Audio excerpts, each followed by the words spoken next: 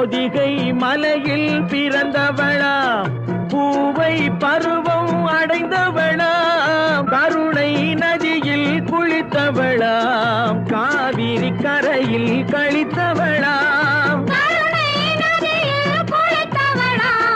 காவிரி கரையில் கழித்தவளாம். ஒரு தாய் மக்கள்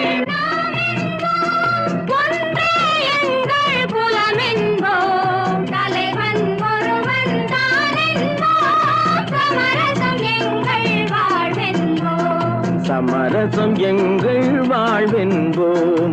ஒரு தாய் மக்கள்